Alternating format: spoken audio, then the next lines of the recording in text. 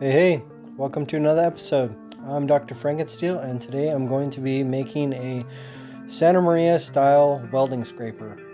The reason why I'm calling it Santa Maria style is because I've only seen it here in Santa Maria, and most of my coworkers use this style of scraper. I traded one of my wedges that you might have seen from my other video for this decommissioned piece of sugermill saw blade. I could have welded a handle onto it and started using it, but I kind of wanted to make it my own. So typically in the shop we use the saw edge to scrape off the slag from the weld and the short edge to scrape off little spatter balls or any irregularities. So for the handle I'm going to use an old hammerhead. It'll add a nice weight, and sometimes you just need a little hammer. So to start, I'm going to grind down the edges to make it more like a handle.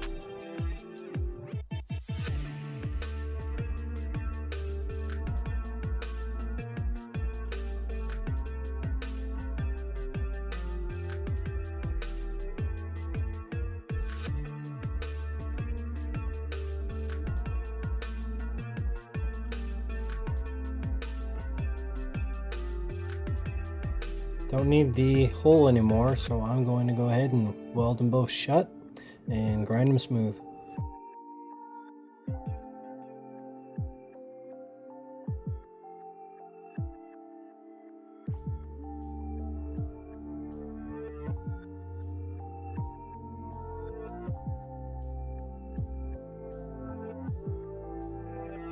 So before I weld the blade to the handle, I got to square up the edge to keep it as square as possible and clean off the paint because it's really just going to burn off anyways. I wanted the blade to be square to the handle, so I recheck the square again to ensure that there's not going to be any gaps to weld up. Here I'm marking center on the handle so I can mount the blade. To ensure that the blade gets welded on straight, I use shims to elevate the blade to the center of the handle.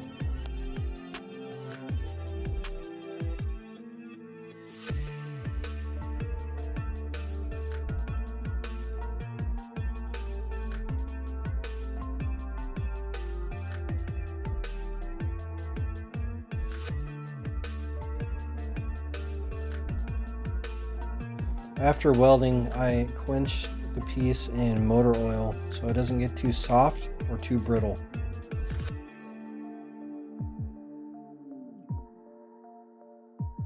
After quenching, I clean it up with some red rags and some brake cleaner. Now I'm going to add some copper to it to kind of add a little bit of flavor to it and something more than just a signature, kind of like a brand. I could go buy some stock flat copper plate, but I tend to use the materials that I have on hand.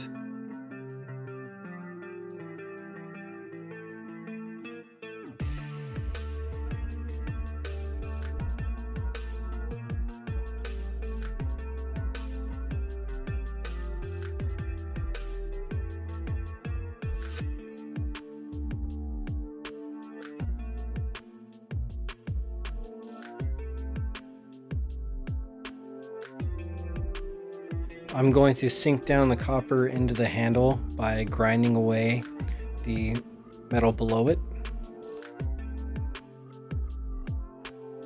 First I use a grinder to take away most of the material I don't need there, and then I flatten it out with the file.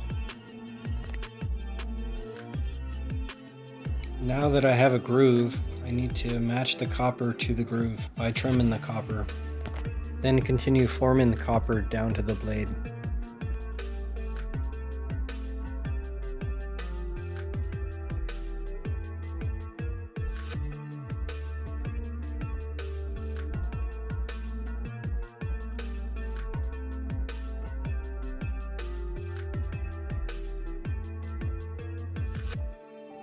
I wanted the copper to fit tight, so I gave it a little bit of an extra finesse.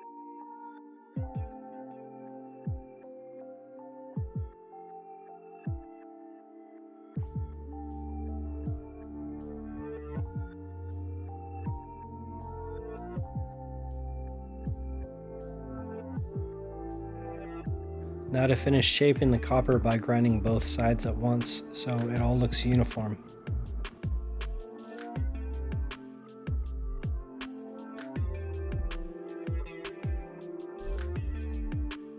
Here I use a torch to help with forming and for the copper to lose its spring back memory.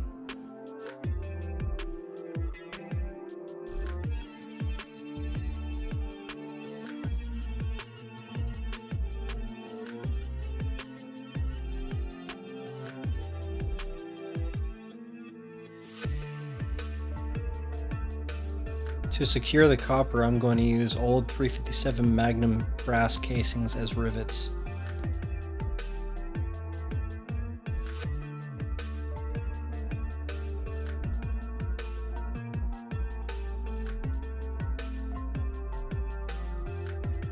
When using rivets, be sure to match your drill bit to your rivet size so it's a nice tight fit.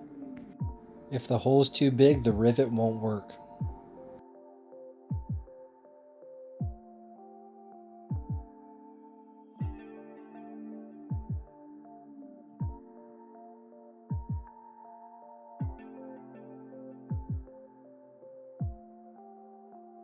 Since this is a rimmed case, the rim will lock it in on one side, then the other side can be trimmed, belled, and flattened.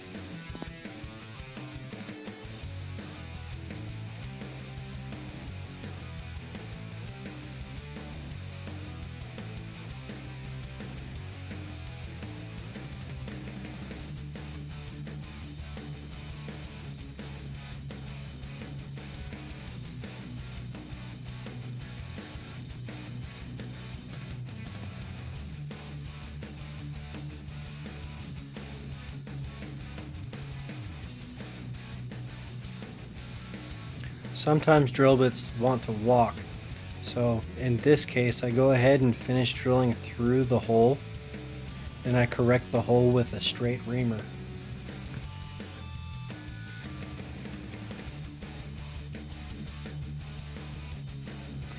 After drilling, I clean the holes with a deburring tool so the rivet will seat properly.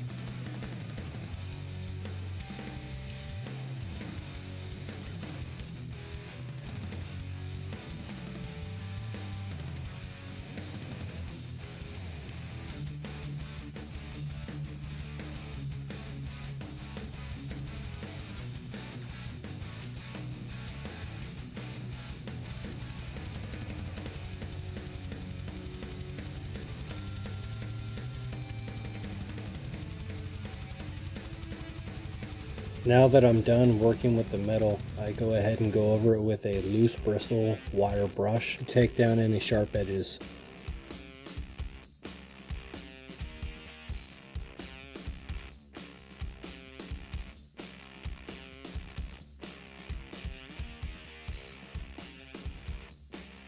To get rid of any hammer strikes, I go over it with several different types of sandpaper. If that doesn't work, I go ahead and use a flap disc on a grinder.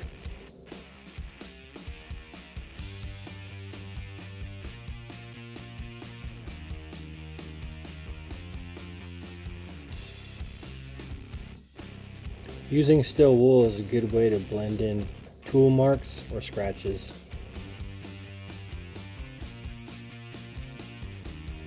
Now to put my name on it. I'm going to put my channel name, which is Dr. Frankensteel, and then on the other side I'm going to put my last name. First I do it in Sharpie to make sure I like the shape and where it spans across. Then I'll go over it with an engraver. There are many ways to put your name on your tools, such as stamps or a Dremel, but this is what I have on hand and that's what I'm going to use on this one. There are many scrapers like it, but this one is mine.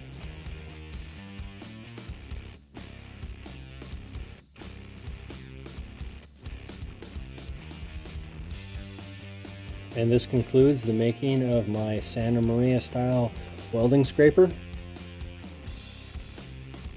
If you like this video, give me a thumbs up and subscribe for future videos. Thanks for watching.